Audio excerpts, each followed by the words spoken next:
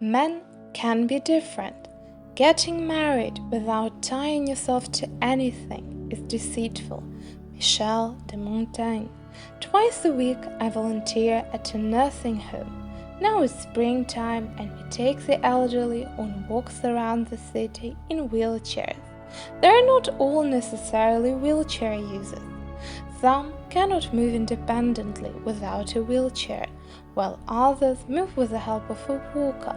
There are also those who can walk unassisted, but in any case we put them in wheelchairs for walks because in their old age they are unable to walk long distances without stopping.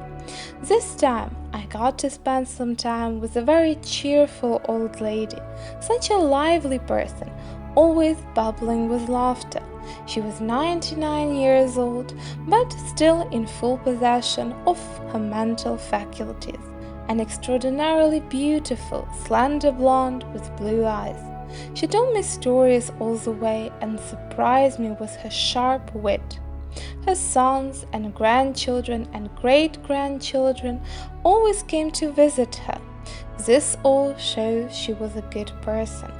After the walk, I went into her room as usual to help her get settled in a comfortable chair and hang her coat in the closet. Suddenly, I noticed that on the windowsill there was an old black and white photograph in a golden frame, which clearly showed her parents with their 8 children. She told me that her father ran a small butcher shop, and her mother didn't work and took care of the children and the house. There were 8 children, and the old lady was the youngest of them. 8 children. My mother also came from a family of 8 children, and her mother, my grandmother, also didn't work and took care of the children and the house. I did the math and realized that my mother was about the same age as this elderly woman and had just as many brothers and sisters who lived in about the same period of time. And then I remembered that my mother's father, my grandfather, was always off to wars. He was never actually home. Mom recalled that when her father came for a short leave, he would inevitably get his wife pregnant and leave again for the next front line. This was how my grandmother got pregnant and gave birth to children from 1925 to 1944. She raised them alone and was constantly waiting for news from her husband, the eternal soldier. I asked the elderly lady why her father didn't serve in the military and defend his home country like my grandfather. My question took her by surprise, and she answered with a question of her own, saying that there were 8 children to feed, and after all, he needed to provide for such a large family and earn money. How could he go off to war if there were this many children in the house? It hit me like a brick wall then.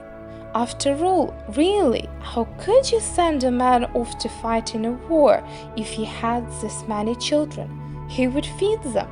And then I remembered that my grandmother had 2 children who died of hunger. But I always considered my grandfather to be a good man, a real hero.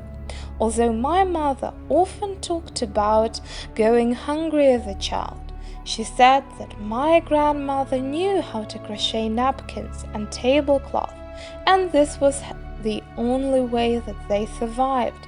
There were ration cards for bread, but it was simply impossible for such a large family to survive on them. Here, before my eyes, there were 2 families with 8 children each. In one family, the father opened his own business, a butcher shop, provided for his family and their future. There could be no talk of fighting in a war. And the second family, where my grandfather was always off fighting somewhere and neglected his family and his children.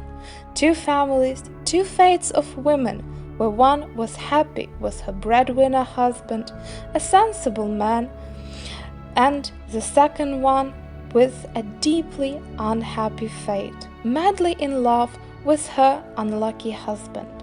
Two men who lived around the same time and each had a large family of 8 children.